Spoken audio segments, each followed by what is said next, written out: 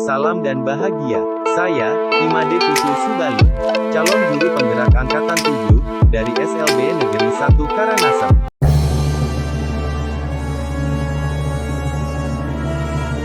Selamat siang Ibu, Om Swastiastu. Terima kasih atas waktu yang diberikan kepada kami. Perkenalkan, saya Putu Subali, saya Proviander, jadi kami akan wawancara. Nanti ada pertanyaan Ibu mengenai kasus dilema etika dalam pengambilan keputusan seorang kepala sekolah. Saya mulai saja Bu. Yang pertama, mungkin Ibu selama ini kan sudah 2 tahun lebih, bahkan hampir 4 tahun menjadi kepala sekolah. Yang saya tanyakan bagaimana cara Ibu mengidentifikasi kasus-kasus yang merupakan dilema etika atau kebutuhan moral dalam pengambilan keputusan. Jadi di sini, di sekolah di sini di SLB Negeri 1 Karangasem, dari awal Tiang berada di sini sampai saat ini, yang namanya kehidupan di dunia ini tentu selalu ada masalah-masalah, baik itu masalah yang ringan maupun masalah yang berat. Nah, dari masalah-masalah itu tentunya kita bisa menentukan apakah ini masalah kecil atau masalah besar. Nah, kalau masalah kecil tentu bisa segera diatasi secara spontan atau mungkin diselesaikan, dicarikan solusi secara spontan. Nah, kalau masalah ini dianggap masalah besar, tentunya ada proses-proses penyelesaiannya. Jadi tergantung dari masalah-masalah itu sendiri. Kalau masalah itu dianggapnya masalah itu besar, tentu ada identifikasi dulu. Jadi apa masalahnya, kenapa bisa seperti itu, atau mungkin dari mana masalah itu dinilai, bagaimana cara penyelesaiannya. Nah, dari proses-proses itulah maka seorang pimpinan akan mengambil keputusan atau kebijakan. Nah, keputusan-keputusan itu pun selalu harus menggunakan musyawarah, karena kepala sekolah itu adalah pimpinan satuan pendidikan. Tetapi kepala pimpinan itu tidak bisa bekerja sendiri atau mengambil keputusan sendiri. Kalaupun bisa mengambil keputusan, itu bukan keputusan, tetapi kebijakan. Nah, untuk mengambil keputusan-keputusan itu, kita selalu harus bertimbang rasa, itu apa namanya ya? Timbang terima.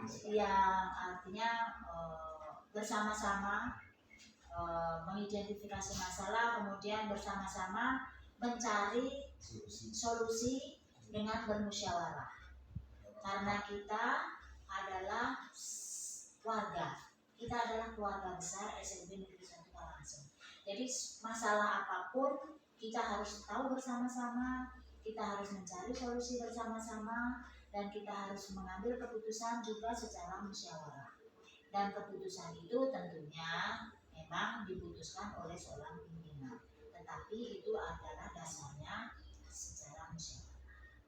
Untuk pertanyaan berikutnya, mungkin saya. Baik Bu, terima kasih atas penjelasannya Bu.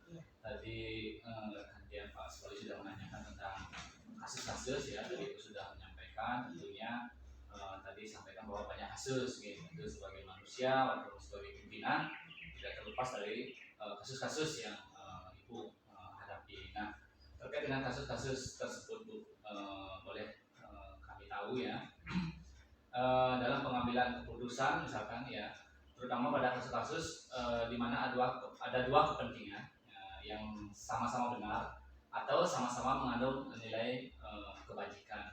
Kira-kira seperti apa? Mengandung nilai kebenaran dan kebajikan. Yeah.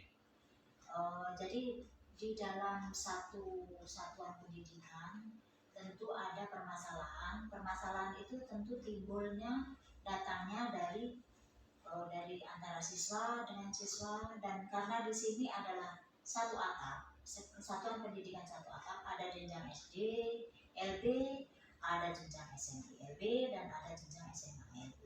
Nah, masalah-masalah itu bisa timbul dari para peserta didik kita, baik dari jenjang SD dengan SMP, atau mungkin murid siswa SMP dengan SMA, atau mungkin yang siswa SD dengan siswa SMA. Itu ada permasalahan-permasalahan kecil yang selalu ada. Contohnya, ada siswa yang sedang duduk-duduk santai ngobrol-ngobrol sama temannya, tiba-tiba datang siswa yang jahil, dicolek lah mereka.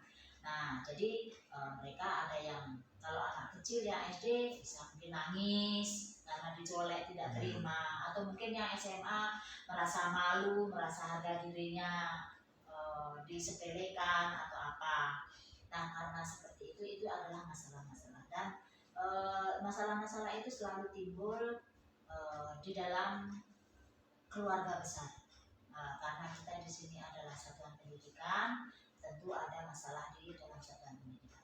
Itu adalah masalah yang antara siswa dengan siswa, dan juga ada masalah antara guru dengan siswa, dan ada juga masalah antara guru dengan guru, ada juga antara guru dengan tenaga kependidikan, ada juga antara guru dengan dengan pimpinan, ada juga siswa mungkin masalah dengan seorang pimpinan juga ada.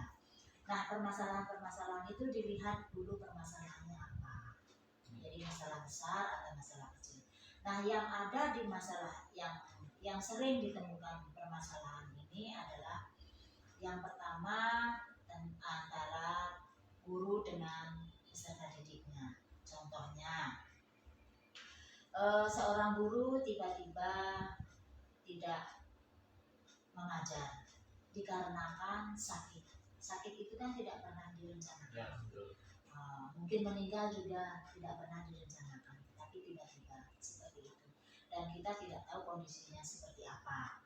Nah, karena ada guru yang tidak bisa mengajar secara tiba-tiba memberikan informasi, "Ibu, saya tidak mengajar hari ini karena saya sakit."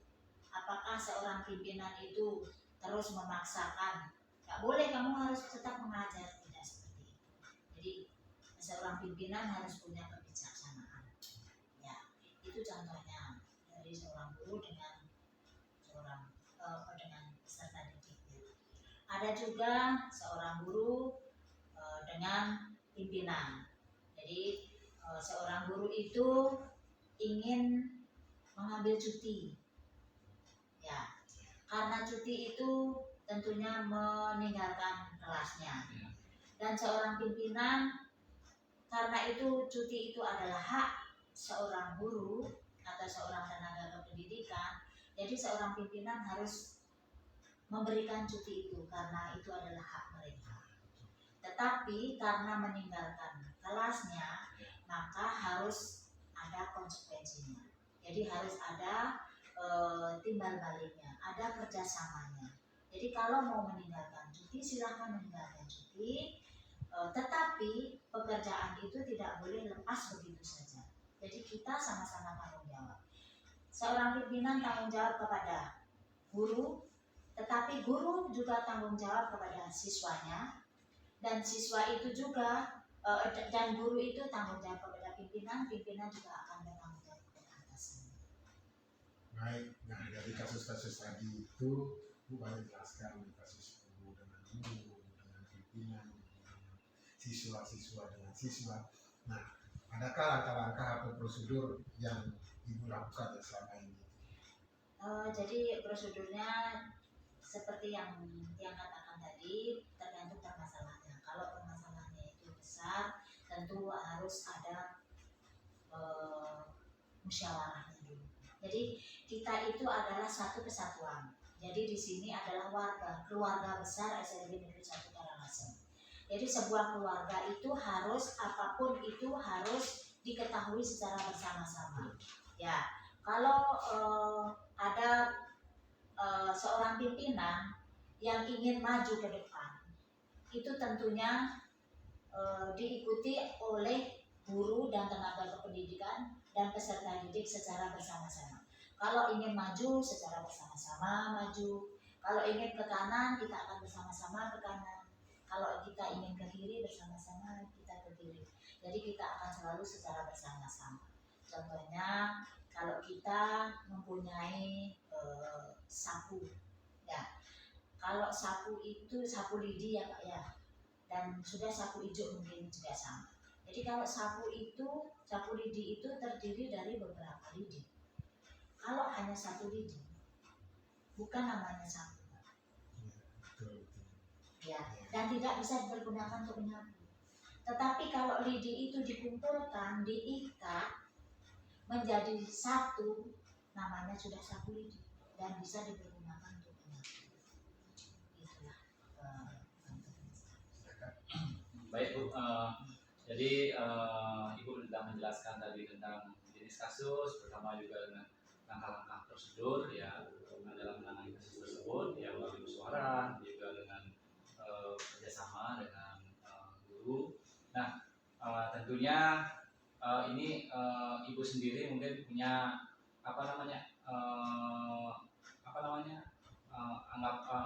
anggapan efektif ya, yang efektif dalam pengambilan keputusan pada kasus-kasus dilema etika ya.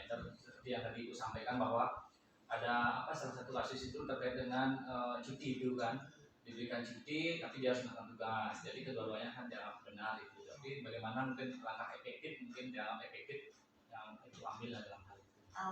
Jadi kalau jadi langkah yang harus diambil secara efektif, tentunya kita selalu saling bekerja sama.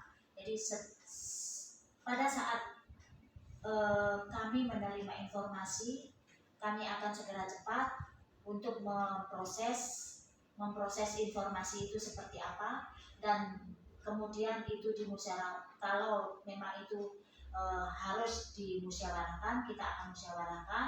Tetapi kalau hanya untuk sekedar kebijakan, tentunya pimpinan akan memberikan kebijakan, dan kebijakan itu selalu atas dasar peraturan yang berlaku.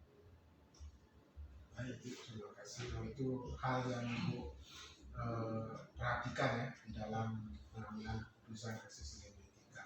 Nah, melanjut dari itu, apakah Ibu perlu penjadwalan, perlu jadwal atau musyawarah tadi apa perlu dijadwalkan Ibu dalam pengambilan keputusan atau saat itu Ibu selesaikan? Untuk penjadwalan tidak ada, karena masalah-masalah itu adalah datangnya secara spontan dan tiba-tiba kan. Jadi tidak pernah ada penjadwalan untuk menyelesaikan masalah ini hari apa, menyelesaikan masalah ini tidak ada penjadwalan. Jadi secara spontan saja, secara bergerak serentak bersama-sama.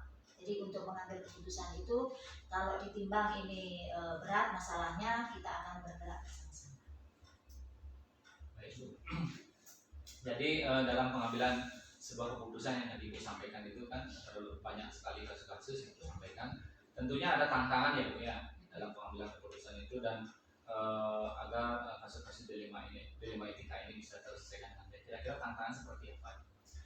Tantangannya itu mungkin bisa Ibu contohkan ya. Tantangannya itu ya karena kita adalah manusia yang hidup di dunia ini tidak bisa hidup sendiri, dan kita akan selalu hidup meminta bantuan kepada orang lain. Jadi apapun itu tantangannya, sebesar apapun tantangannya, kita yakin kepada Ida Sang Hyang Widi Wasa, Tuhan Yang Maha Kuasa, pasti ada solusinya. Jadi semua tantangan, semua masalah pasti ada jalan keluarnya, karena kita di dunia tidak bisa hidup sendiri, selalu minta bantuan kepada yang lainnya. Baik Bu, jadi menyerahkan kepada Tuhan juga Bu ya. Ada faktor ada yang tidak sih. Iya. Di samping ada faktor dari Tuhan ya. Nah, selama ini faktor-faktor apa saja yang mempermudah Ibu dalam membantu mengambil keputusan terutama kasus-kasus dilema seperti tadi itu, ada bercuti, ada kasus anak bermasalah dengan anak, atau guru bermasalah dengan kepala sekolah atau murid dengan kepala sekolah, apa faktor-faktor lainnya? Iya, baik. Jadi seperti ini ya Pak. Kita hidup di dunia, tentunya kita di satuan pendidikan setiap hari Senin kita tentu akan membaca Pancasila. Ya, Pancasila itu ada 5 sila dan harus dilaksanakan di kegiatan sehari-hari.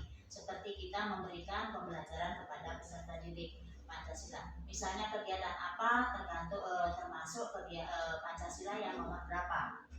Ya, seperti tadi yang ungkapkan bahwa kita hidup di dunia itu selalu ingat kepada ide Sang Hyang Widi. Termasuk itu nilai Pancasila sila pertama. Dan tadi untuk mengambil keputusan juga tentunya akan ada musyawarah. Dan itu sudah dilaksanakan, sudah dicantumkan di Pancasila sila keempat. Dan sebagai pimpinan juga harus bersikap adil kepada siapapun itu, karena kita adalah keluarga besar SLB Negeri 1 Karangasem. Itu ada di sila kelima. Dan bagaimana dengan tantangan-tantangan, kemudian solusinya bagaimana, itu tentunya mengambil kebijakan atau keputusan itu tentunya kita melaksanakan nilai Pancasila yang berubah, kemanusiaan yang adil dan beradab. Itu Yang dan ujungnya, kemudian tendang rasanya itu. Dan ujung-ujungnya ke sila Ya, ketiga, Bu ya. persatuan Indonesia. Filosofi dan faktor-faktor pendukung, artinya salah satunya Pancasila, Bu ya. Iya. Luar biasa. Silakan. Baik Bu, luar biasa Bu. Jadi ya faktor pendukungnya adalah Pancasila ya sebagai filosofi di dalam Ibu mengambil keputusan-keputusan di dalam kasus-kasus yang Ibu alami. Tentunya dari semua hal yang telah Ibu sampaikan ya, pembelajaran apa kira-kira yang Ibu petik lah ya, Ibu petik dari pengalaman Ibu mengambil sebuah keputusan di 5 etika yang Ibu sampaikan tadi. Jadi pembelajaran yang dipetik itu adalah pembelajarannya kebersamaan. Kalau kita itu dimanapun kita bertugas, dimanapun kita berada, baik itu bertugas secara dinas maupun bertugas secara keluarga, karena kita menjadi mungkin menjadi pimpinan keluarga, kepala keluarga di rumah.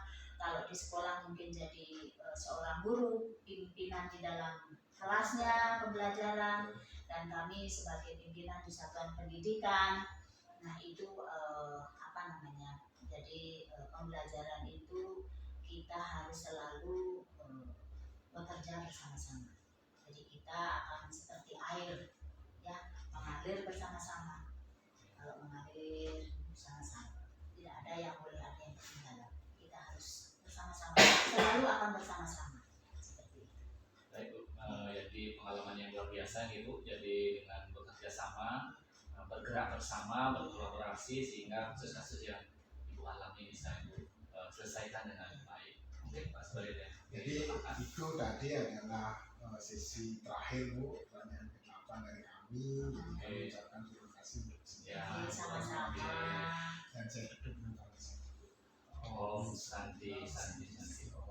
Sekolah. Mungkin pada hari ini teman-teman CGP ya berempat langsung mantan yang perkenalkan, mungkin dari Pak Agus Suryanate, yang sendiri Madi Putra, kemudian Pak Subali dan Pak Ardiana. Nah, terkait dengan mungkin Riki sedikit wawancara terkait dengan kepemimpinan nih Pak, kepemimpinan ya, mungkin yang langsung mantan kita awali dengan menganjali Om Swastiastu. Yang pertama selama Bapak di sini ya, jadi bagaimana dapat mengidentifikasi kasus-kasus yang merupakan dilema ya, terutama etika atau wujukan moral itu mantan. Mungkin silakan Bapak. Oke. Bisa dijelaskan dulu dilema etika itu apa? Ya, mungkin kalau dilema etika itu kan antara individu dengan kelompok kemudian benar dan salah. Gitu. Nah di sana kan Ya, ya. Bapak memiliki suatu Ya. keputusan atau mengambil suatu kebijakan ya antara kedua hal itu. Ya, baik. Terima kasih. Jadi kepada sahabat-sahabat CGP yang hebat ini ya. Terkait dengan pertanyaan yang pertama tadi, yaitu terkait dengan mengidentifikasi cara pengambilan keputusan yang menyangkut dengan dilema etika ya atau rujukan moral itu ya. Memang kita sebagai pemimpin jangankan di sekolah ya, di rumah tangga saja memang harus mengambil keputusan. Kadang kita akan dihadapkan pada 2 atau lebih kondisi yang menyebabkan kita ragu untuk mengambil keputusan atau kita memerlukan pemikiran yang lebih untuk mengambil keputusan. Nah, sudah tentu untuk mengenali masalah-masalah begitu kita sebagai pemimpin harus menerapkan pola pikir bijaksana. Jadi kita harus berusaha tenang dulu sehingga bisa mengambil keputusan walaupun tidak bisa menyenangkan semua orang, tetapi paling tidak yang terbaik untuk semua orang kan gitu ya. Gitu. Karena satu masalah ada beberapa pemecahan masalah dan pemecahan masalah itu harus kita uji. Jadi pertama kita harus mengenali masalah itu sudah tentu dan kekuatannya apa masalah itu, kemudian kelemahannya apa gitu ya. Jadi itu istilahnya kalau analisis SWOT istilahnya ya. Jadi harus mengenali masalah dulu. Jadi tantangan dari masalah itu apa, kemudian potensinya bagaimana, apakah bisa menimbulkan konflik atau mungkin tidak hanya horizontal, bisa vertikal konfliknya. Jadi itu. Jadi kita harus mengenali intinya masalah itu dulu dengan melihat dari berbagai sudut pandang. Tidak boleh memakai sudut pandang satu orang, itu tidak boleh. Kalau di sekolah kita kan berhadapan dengan guru-guru yang dari sisi usia sudah senior lah gitu ya, dari sisi usia. Kemudian ada yang muda, ada yang teknologinya bagus, ada yang kurang, berbagai macam kemampuan. Jadi kita harus menggunakan kacamata semua itu. Jadi yang tua, yang muda, yang punya inisiatif sendiri, yang tidak, itu harus dikenali. Itu yang pertama. Kemudian setelah kita mengenali masalah itu, kita harus menetapkan untuk masalah tersebut sudah tentu kita harus meminta pertimbangan ya minta pertimbangan. Jadi tidak boleh sendiri mengambil keputusan itu. Walaupun pada akhirnya mengambil keputusan itu sendiri kita harus melihat berbagai pertimbangan. Jadi harus melibatkan orang di situ. Nggak boleh sendiri gitu ya. Jadi walaupun bisa sendiri tapi nggak boleh kita langsung mengambil keputusan tersendiri. Jadi kita harus melibatkan orang sehingga di situ kita akan siapa orang-orang yang akan terlibat, kita ajak untuk mengambil keputusan. Jadi harus kita menetapkan itu. Nah di sekolah sudah ada wakasek, staf pimpinan, ya. Jadi kita dalam mengambil keputusan, kalau memang masalah itu tingkatnya dilemanya agak tinggi, jelas harus melibatkan semua staf pimpinan. Paling tidak ada wakasek, ada asistennya, kemudian ada kepala-kepala yang lain. Itu. Nah setelah menetapkan siapa yang terlibat ya sudah tentu kita harus melakukan koordinasi. Jadi kita menyerap berbagai masukan dari staf yang kita ajak atau orang yang kita ajak. Gitu. Nah setelah mendapat pertimbangan-pertimbangan dari itu ya kita harus memisahkan sekarang. Jadi mana solusi 1, solusi 2, kemudian dampak yang bisa ditimbulkan dari solusi yang kita ambil apa gitu ya. Nah setelah ada alternatif solusi ya kita harus memilih satu solusi. Jadi apapun pilihan solusinya pasti ada resikonya, tidak ada solusi tanpa risiko. Jadi pengambilan keputusan tidak ada tanpa risiko. Semua berisiko. Karena kita kan berhadapan dengan dua itu. Ada orang suka, tidak suka. Ada orang bisa, ada tidak bisa. Jadi ada istilahnya kalau bahasa Balinya ruwo binide, selalu. Nah, kita harus memilih satu. Nah, sudah tentu dengan kebijaksanaan di situ. Artinya pilihan, kalau dia menerapkan pengambilan keputusan itu harus harmoni. Diharmoni. Jadi paling tidak mendekati atau kepuasan semua orang. Jadi mendekati ya, walaupun tidak bisa memuaskan. Gitu. Nah, kemudian setelah mengambil keputusan, sudah tentu keputusan itu harus kita pikirkan kembali. Walaupun tidak, artinya istilahnya kalau bahasa penelitian diuji ya. Diuji harus itu. Seandainya saya ini, apa yang akan terjadi gitu ya. Jadi harus dipikirkan itu. Nah, sudah tentu mengambil keputusan adalah proses trial and error. Jadi proses mencoba. Jadi setelah kita pikirkan, jadi kita harus terapkan pengambilan keputusan itu. Setelah itu kita baru tahu, oh ternyata pengambilan keputusan kita benar apa salah, di mana kelebihannya, di mana kekurangan. Tidak bisa kita harus terus menguji apakah benar nanti pengambilan keputusan itu akan betul-betul membuat 100% orang suka. Nggak bisa. Jadi harus kita laksanakan. Setelah dilaksanakan, kita akan mendapatkan respon dari masalah itu. Nah, dari situlah kita kembali mengenali apa responnya. Dan sudah tentu akan menimbulkan masalah baru lagi. Bagaimana solusinya. Dan terus begitu, seperti itulah langkah-langkah melakukan identifikasi sebenarnya. Sampai pengambilan keputusan. Jadi mikirnya, ya. Baik, terima kasih jawabannya. Berikutnya mungkin saya sedikit bertanya.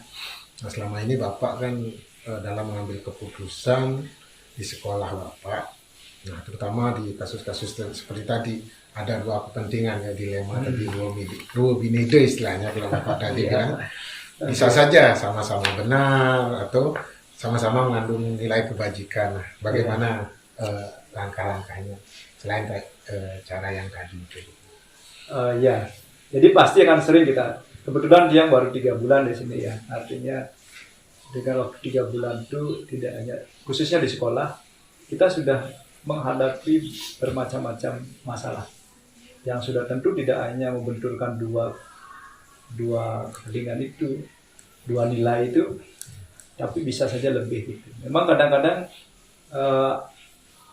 yang muncul itu adalah sama-sama benar. Sebenarnya kalau kita melihat pengambilan keputusan di sekolah itu, kalau kita berhadapan dengan orang itu biasanya semuanya memiliki nilai kebenaran. Ya, tergantung dari sudut pandang kita melihat. Hanya saja kan memang kuncinya adalah bagaimana kita membangun komunikasi. Jadi menunjukkan bahwa dalam pengambilan keputusan itu atau mungkin dalam memberikan pertimbangan-pertimbangan, setiap orang itu memiliki sisi kebenaran, sisi yang kurang mungkin. Jadi kita harus seimbang meletakkan masukan atau mungkin nilai-nilai yang ada di situ. Jadi kita tidak boleh menunjukkan bahwa mungkin kalau kebiasaan dia itu adalah walaupun orang yang kita ajak itu salah, kalau bisa kita tidak menunjukkan kesalahannya. Itu sifat naluri manusia. Kalau manusia ditunjukkan kesalahannya pasti tidak senang. Kita lihat sisi bagusnya yang mana. Kita tunjukkan sisi bagusnya dia. Yang itu. Jadi jangan kita fokus pada kekurangannya, tapi kebaikannya. Gitu ya. Jadi itu sehingga kebaikannya yang muncul dari berbagai nilai itu harus digabungkan ya, harus dipertemukan, jangan dibenturkan. Tidak usah membenturkan kekurangannya biarkan aja, tidak usah diambil gitu ya. Jadi kalau dia seperti itu, jadi potensi kebaikannya kita gabungkan. Gitu. Jadi seperti ini ya. mungkin. Baiklah Pak, menyambung dari pertanyaan rekan saya tadi, terkait dengan permasalahan pengambilan keputusan yang pengalaman Pak dapatkan memimpin sekolah, adakah langkah-langkah atau prosedur tertentu dalam hal mengambil keputusan ini, Pak? Kan ada dilema antara kebenaran dengan kesetiaan, antara jangka panjang dengan jangka pendek, dan dilema apapun yang Pak pernah alami terkait dengan pengambilan keputusan, adakah langkah-langkah atau prosedur tertentu yang Pak lakukan? Pasti ya, dalam menjelaskan suatu masalah memang kita harus punya prosedur. Kadang masalah itu bisa diselesaikan sendiri, bukan bisa diselesaikan sendiri, harus segera diselesaikan sendiri, kadang harus melibatkan orang lain ya. Saat kita menyelesaikan itu masalah, entah itu melibatkan diri sendiri atau orang lain, jadi prinsip yang kita pegang itu adalah sekali lagi harmonious thinking ya. Jadi kita mengambil keputusan itu supaya harmoni. Harmoni itu maksudnya adalah menggunakan segala daya upaya, segala potensi. Jadi itu sehingga dalam mengambil keputusan itu kita bisa paling tidak membuat yang tidak sepaham dengan kita bisa menerima. Nah, langkah-langkahnya ya sudah tentu. Yang pertama ya bahwa usahakan kita mengambil langkah-langkah yang mengakomodir potensi semua orang. Gitu. Artinya solusi dari sebuah masalah itu berasal dari potensi-potensi atau masukan-masukan terbaik dari orang-orang itu. Jadi itulah yang kita ramu, kita jadikan solusi. Itu kalau yang melibatkan banyak orang. Kalau yang melibatkan diri sendiri, intinya adalah pengambilan keputusan itu harus berpotensi untuk melihat sisi kebaikan dari seseorang. Masalah itu yang paling ruwet itu adalah masalah yang muncul dari orang, bukan masalah dari barang dan situasi. Kalau kita di sekolah itu menghadapi 3, barang, orang, situasi. Yang paling ruwet masalah itu muncul adalah dari orang. Kalau barang dipindahkan tak masalah. Kalau situasi hujan begini kan gampang gitu misalnya. Lingkungan kurang bagus nggak masalah. Tapi kalau orang, biasanya masalah yang muncul dari orang ini yang akan membuat kita dilema itu. Kadang gini, kadang kita ambil keputusan antara kompetensi, kemampuan, idealisme itu kan, kemudian ada kasihan karena teman, nggak begini, nggak begitu dia, rasanya nggak begini. Kalau saya nggak gunakan, apakah nggak begini, dia pasti begitu. Jadi itu harus kita cari benang merahnya. Kalau menurut saya tidak boleh hanya menerapkan idealisme, nggak boleh, karena berhadapan dengan orang. Harus idealisme, realistis itu harus digabung. Jadi kadang-kadang kalau sebagai pemimpin kita harus mengalah. Contoh ya, menempatkan orang misalnya, Misalnya kita memilih staf wakal lah misalnya. Satu, kita ingin yang bertugas atau mendapatkan tugas itu adalah orang yang kompeten, memiliki visi ke depan, energik, belajarnya tinggi kan itu. Daya dukungnya pokoknya bagus kan gitu ya, kita ingin itu. Tetapi di satu sisi kita harus melihat, kadang-kadang di sekolah ini kan ada sudah mencukupi lah jamnya dia, itu kan. Kemudian usianya diterima enggak oleh yang di sebagian besar di sini.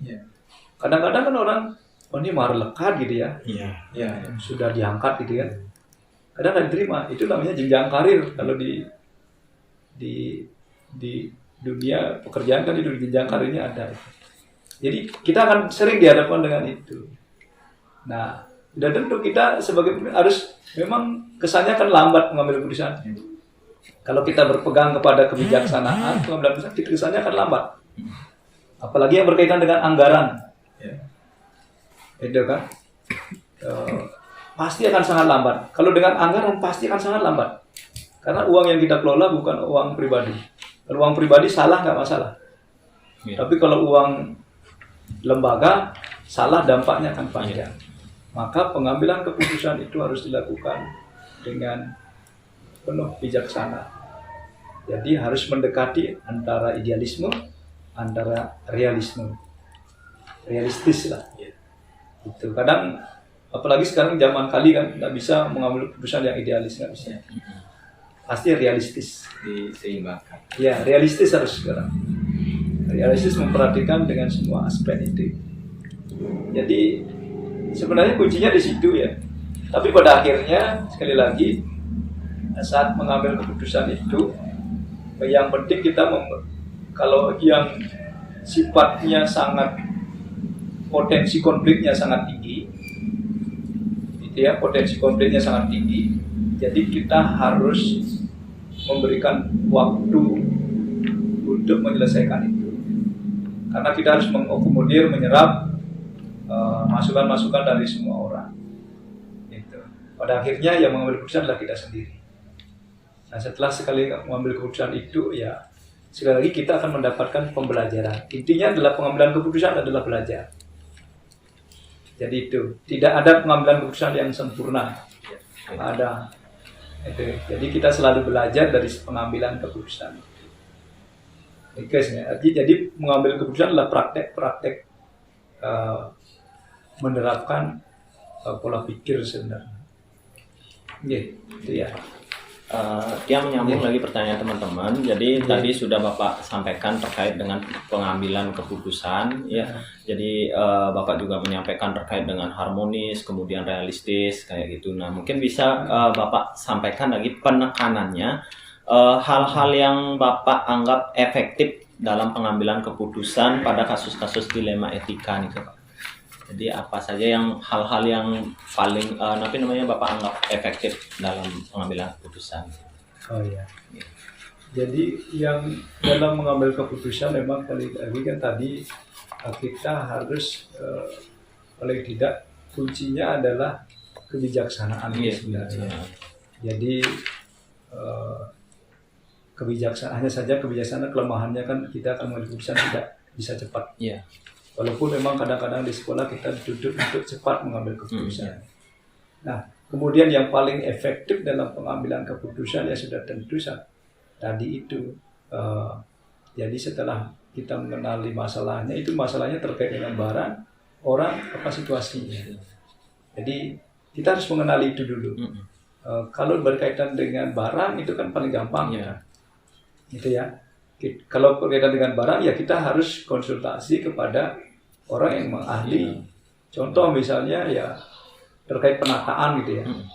Jadi kepala sekolah itu wajib konsultasi dengan yang ahli di bidang itu, kan gitu. Begitu juga dengan biasanya pengendalian situasi. Situasi itu contohnya begini.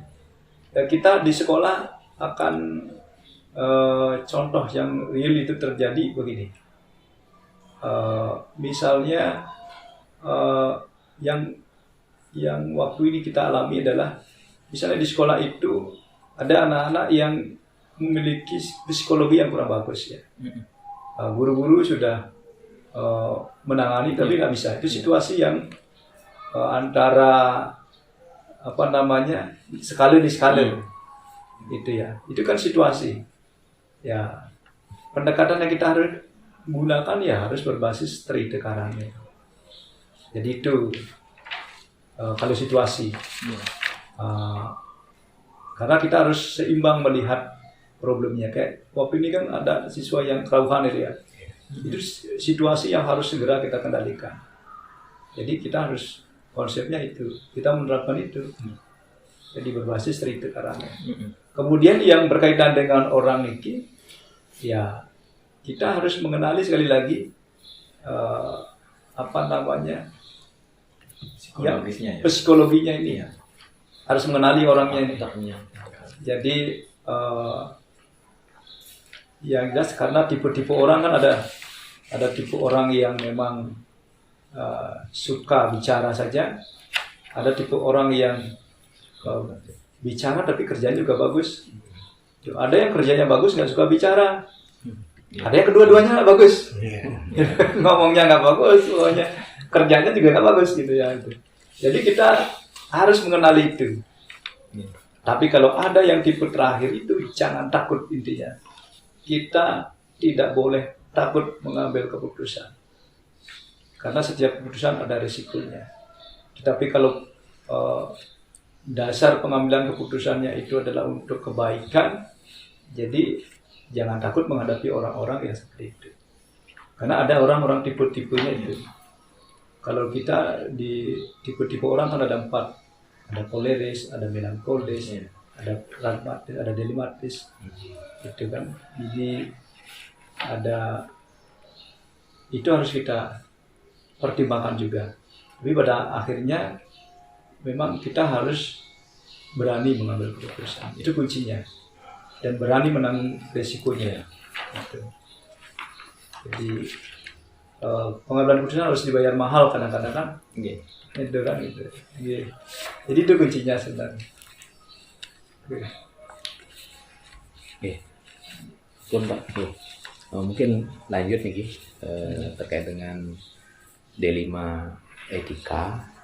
Nah, hal-hal apa saja yang Bapak mungkin merupakan tantangan dalam mengambil suatu keputusan, ya terutama dalam dilema etika, Pak? Ada nggak tantangan mungkin selama? Tantangannya pasti banyak. Banyak ya. Tantangan terbesar itu adalah muncul yang berkaitan dengan kesetiaan, gitu ya, keadilan, itu kan kadang teman kan gitu ya, kedekatan itu berpengaruh. Kemudian apa lagi ya? Pokoknya keadilan. Jadi dari pemimpin itu kan harus objektif kita, kemudian adil, itu memperhatikan persahabatan. Kuncinya itu sebenarnya. Yang jelas jangan sampai keputusan yang kita ambil itu mengorbankan persahabatan, pertemanan, itu ya.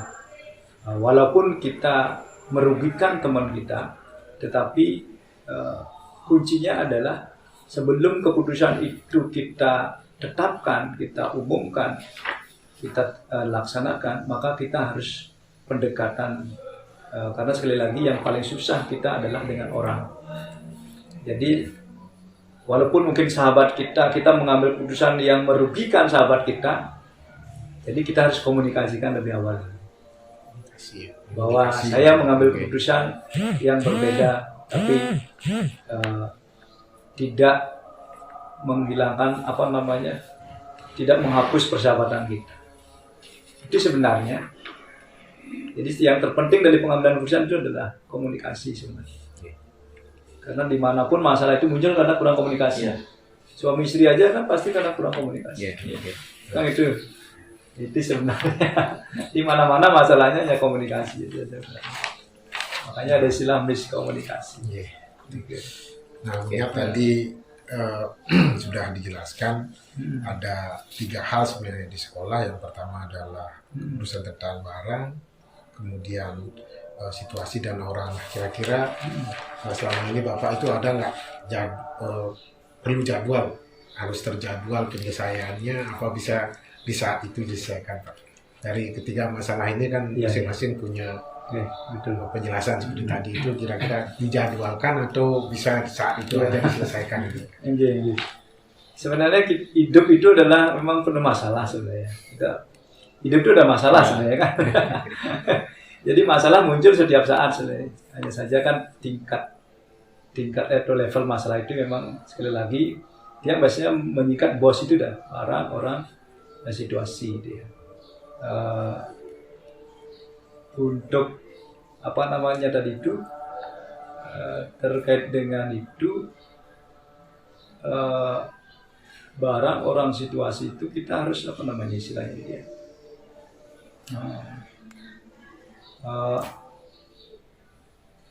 Tadi yang terakhir itu apa punya? Jadwal.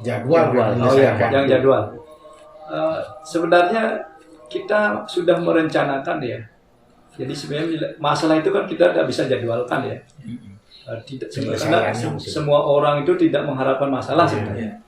Tetapi kita kan sudah memprogram bahwa biasanya di sekolah kita harus sering melakukan koordinasi, MONEP istilahnya, monitoring evaluasi.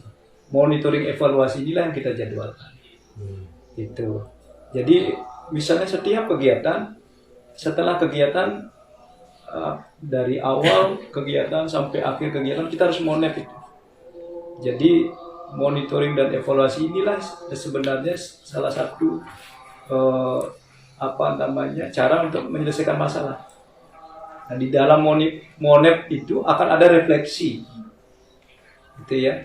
Sekali lagi masalah itu akan muncul setiap saat, makanya setiap ada kegiatan MONEP itu harus direncanakan. Jadi di awal di planning, MONEP terhadap planningnya, MONEP terhadap actionnya, itu kemudian terhadap laporan hasilnya. Jadi harus di MONEP itu. MONEP itu sebenarnya adalah rapat koordinasi untuk kita menyelesaikan masalah. Jadi itu yang harus dijadwalkan. Karena biasanya kelemahan kita kan, kita biasanya suka melakukan sesuatu, tapi lupa melakukan refleksi dan MONEP itu. Monitoring dan evaluasi ini lupa kita. Di contoh misalnya kita ini, misalnya gini, kita mengadakan kegiatan lomba misalnya, lomba. Hasil sudah selesai, laporan sudah dibuat. Kemudian kita lupa biasanya melakukan rapat MONEP, monitoring dan evaluasi. Disitulah kita mengenali kekuatannya apa, kelemahannya apa, potensinya apa, tantangannya apa, gitu kan? Gitu. Nah ini memang harus dijadwalkan dia, MONEP. Jadi kelemahan kita di situ biasanya MONEP, monitoring dan evaluasi. Itu. Ya. Okay. Baiklah, terima kasih Pak sudah Yeah. detail sekali terkait dengan dilema etika. Nah, saya tertarik tadi tentang pengambilan keputusan terkait dengan permasalahan yang dihadapi menggunakan berbasis kearifan lokal Trihite yang kita sudah kenal di Bali. Itu ada Parihyangan, Pelemahan, Pawongan. Adakah seseorang atau faktor-faktor yang membantu Bapak dalam pengambilan suatu keputusan yang Pak putuskan? Pasti ya, pasti. Jadi karena prinsip kita dalam pengelolaan atau manajemen itu adalah supaya adanya keseimbangan. Kita membawa sekolah ini sama seperti membawa kapal besar itu, makanya saya katakan harmonis tadi ya. Jadi tugas kita adalah bagaimana menjaga kapal besar itu supaya tetap seimbang. Itu sebenarnya. Makanya kalau yang itu menggunakan konsep untuk mencapai keharmonisan, maka manajemen yang harus kita terapkan ya harus berbasis itu Trihite Karana. Itu adalah kearifan lokal jadi yang kita miliki. Jadi harus seimbang dari hulu ke hilir. Jadi antara parahyangannya, karena sekali lagi dalam setiap masalah kita mendapatkan masalah itu karena Tuhan mengizinkan kita mendapat masalah. Itulah konsep parahyangan. Artinya kalau Tuhan tidak mengizinkan kita dapat masalah, maka kita sebenarnya harus tidak akan dapat masalah sebenarnya. Tapi kita mendapat masalah sekarang karena Tuhan mengizinkan. Kalau Tuhan mengizinkan ada dua, itu adalah perjalanan karma kita atau itu ujian untuk kita. Kan gitu ya. Itu dari sisi parahyangan. Kemudian dari sisi manusia, pelemahan, itu kan keseimbangan kita dengan yang horizontal ya, dengan sesama. Itu konsepnya adalah bahwa kita menyelesaikan masalah itu harus networking ya, membangun jaringan. Jadi kolaborasi ya, karena kita tidak bisa hidup sendiri. Jadi kemudian yang terakhir itulah pelemahan ya, bahwa alam itu ada dua, alam sekali, alam niskala. Alam sekalinya itu adalah fakta bahwa itu juga harus dijadikan dasar untuk mengambil keputusan. Ya, lingkungannya Pak. Ya, itu lingkungan. Kemudian ada yang lagi yang mungkin terlupakan di kita, kalau di Bali awal kan itu sekalinya. Jadi alam itu juga harus menjadi perhatian kita. Kalau kita tidak menyeimbangkan itu, maka kadang-kadang kita hanya berorientasi pada penyelesaian masalah dunia saja. Karena sekali lagi di sekitar kita ada alam-alam niskala yang berperan juga dalam menjaga tatanan kehidupan ini. Jadi itu mungkin sudah terjawab, enggak? Berarti Bapak sudah berkolaborasi ya dengan orang-orang dan sekitarnya dalam membantu Bapak menyelesaikan masalah. Di kolaborasi kan harus, sudah terus ya. Karena kita nggak bisa sendiri kan. Ya. Nah, apalagi di Pak Bali di dunia bisnis. Kalau berpikir individualistis tidak mungkin. Iya. Jadi paling tidak minimal berdua lah kan. Berdua kan. mungkin ada Pak Agus. Ini terakhir Pak, jadi luar biasa tadi pengalaman yang Bapak sampaikan terkait dengan pengambilan keputusan.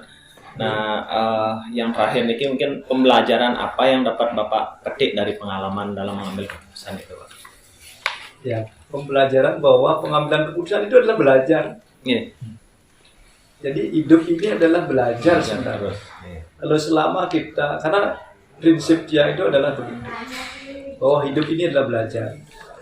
Jadi pengambilan keputusan juga menjadi pembelajaran. Gitu. Karena dengan kita menganggap mengambil keputusan itu adalah belajar, berarti kita tidak akan pernah menyalahkan diri sendiri di saat sana. Tidak pernah menyalahkan orang lain. Pokoknya berfokus pada bahwa kesalahan yang dilakukan itu adalah pengalaman berharga. Itu fokusnya sebenarnya. Karena tidak mungkin kita mengambil keputusan itu selalu benar. Tidak mungkin. Saat kita mengambil keputusan salah, kita tidak boleh menyalahkan diri sendiri, tidak boleh menyalahkan orang lain. Pada akhirnya kita harus, itu adalah jalan karma yang harus saya hadapi. Kuncinya itu. Jadi pembelajaran yang harus kita lakukan bahwa kesalahan itu adalah pembelajaran. Jangan takut salah. Itu. Dan saat salah kita harus menghargai diri sendiri. Tidak boleh. Karena dengan menghargai diri sendirilah kita akan bahagia.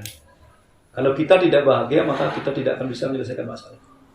Jadi kuncinya adalah bahagia dulu, baru bisa menyelesaikan masalah. Bukan sebaliknya. Selesai masalahnya baru bahagia, enggak.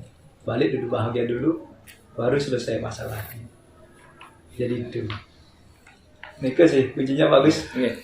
Ya, artinya yang saya dapatkan dari inti dari kehidupan ini adalah bahwa hidup ini adalah percobaan. Ada nggak yang gini berani memberikan jaminan bahwa apapun yang saya putuskan itu memberikan yang terbaik untuk saya? Karena ada kan?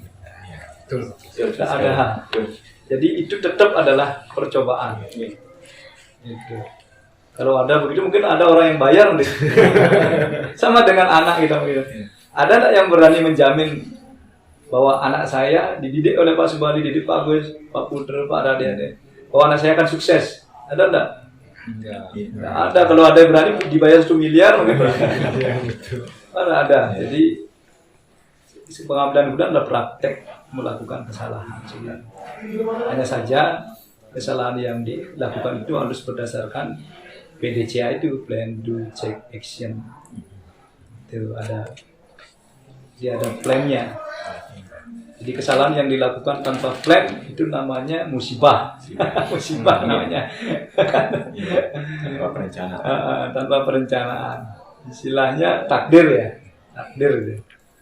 Memang ada kan masalah yang di luar dugaan kita kan, itu takdir namanya. Namanya hidup. Itu. Kita rencanakan aja ada masalah. Kalau yang ceknya gimana? Ya? Kalau ceknya tadi kan ada plan, Do, check, action. Do-nya gimana? Check, action lagi. PDCA. Plan, do, rencanakan, jadi harus di plan ya. Walaupun planningnya itu tidak tertulis, kadang kan di pikiran. Karena kita kan tidur gitu kan, berpikir, kita duduk berpikir masalah Ya, kan gitu ya. Itu plan itu, tidak harus tertulis, menurut yang tidak harus tertulis, kecuali untuk pertanggungjawaban itu penilaian PKKN ya harus kan gitu ya. Kemudian kita ya harus pokoknya setelah direncanakan lakukan gitu ya. Lakukan dunya Pak Jadi ya. tidak ada plan yang bagus sebelum dilakukan. Baru dicek. baru dicek sekarang. Oh, yang saya lakukan udah bagus apa? Kemudian perbaiki lagi kan, Ya, betul. buat do action lagi. Jadi Action do lagi ya. do PDCA dia singkat. Actionnya kan do-nya ada 2 jadi. Oh iya. Karena Tuh, kalau makanya Jadi makanya hal-hal dipakai yang saya dapatkan ya. di samping perintah karane pengambilan berbasis kearifan lokal tadi yang disampaikan oleh Pak Rediano, ada juga ini PDCA-nya ya. Itu terus siklus ya. Ya, cek Siklus ya. Makanya dia katakan bahwa pengambilan keputusan adalah praktek menerapkan pola pikir kita sebenarnya. Praktek menerapkan pola pikir ya. Iya. Karena semua berpikir berawal dari pikiran. Makanya kan kita selalu dituntut untuk belajar terus kan. Karena pikiran itu tidak ada yang permanen. Pikiran itu berubah setiap saat. Ya kan? Sama kayak saya aja bisa blank sekarang kan bisa blank dalam itu. Karena pikiran itu kan nggak bisa dikontrol. Jadi pikiran itu seperti apa ya? Lompatannya kan cepat kan? Nggak bisa dikendalikan. Lebih kecepatan cahaya. Oh, kan? Nggak bisa dikendalikan pikiran itu. Jadi, Ya, mungkin dari kami. Sudah, Oke. silakan Mas Eko. Ya. Oke, terima kasih Pak Wayan. Tadi sudah menyampaikan ada 8 pertanyaan selaku Ya. pimpinan. Ya, kami dari CGP. Ya, syukur ini berempat Pak. Ya, mungkin kalau yang lainnya itu kan satu-satu ya lama nih. Nah, artinya kita kolaborasi berempat. Ya, jadi Oke. Bapak sekali komunikasi sehingga teman-teman Lebih yang hemat jadinya. ya lebih efisien gitu. Ya, ini Oke. lebih hemat jadinya. Oke.